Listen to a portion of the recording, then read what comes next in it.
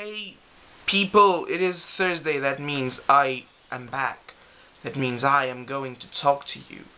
That means I am going to talk because on other days I mostly keep to myself, crying in the corner. That's what I do. That's what I do. Well, I'm going to talk to you about weird things that I do that nobody else does or something. I forgot the rest of the sentence. I'm sorry I haven't watched any of your videos from this week. It's been a pretty chaotic week and we're looking for a new Mr. or Mrs. Monday and we're having a bit some problems with that. A lot of various problems, but I think we're closer to fixing it than we've been before and we're going to get there.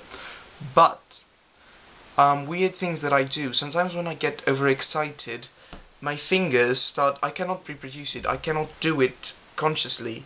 It's something that I do when I'm just like deep in thought or like thinking of stuff, and when I get a bit overexcited I start doing...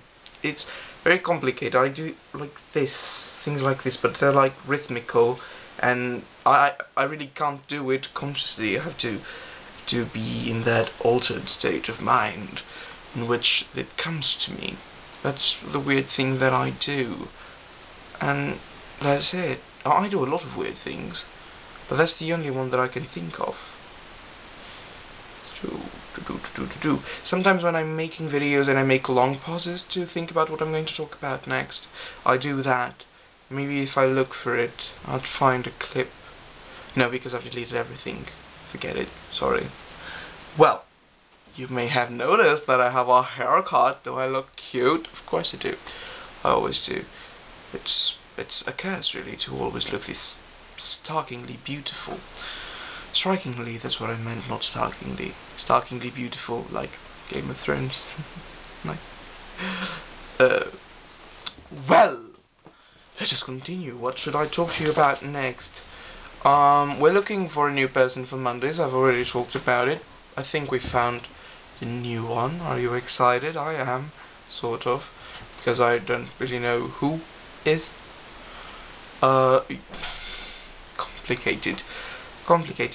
That's all I seem to think about right now. I'm going to watch Lord of the Rings with my sister. It's going to be nice. Like the whole 3 films. We're going to start watching them today. Yay! And I've been watching with Doctor Who with her, but we've stopped right before the end of time because I don't think she's coping very well with the fact that David Tennant's going to leave us.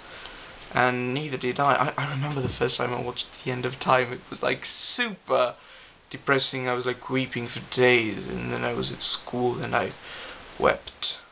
I shall weep for you, Ten. And I did. I totally did.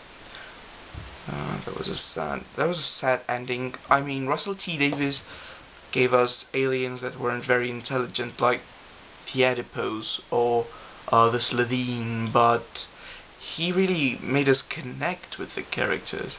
You know, Moffat, or Moffat, I don't know how to say his name. People say it differently wherever I go. He is a genius, really. He creates extremely well-designed and intelligent concepts, but sometimes I feel like, for example, especially in the female characters, there's something that Russell T Davies used to bring to the show that Moffat doesn't quite do the same. I still love it, but yeah. Of course I still love it. I love Moffat, you know.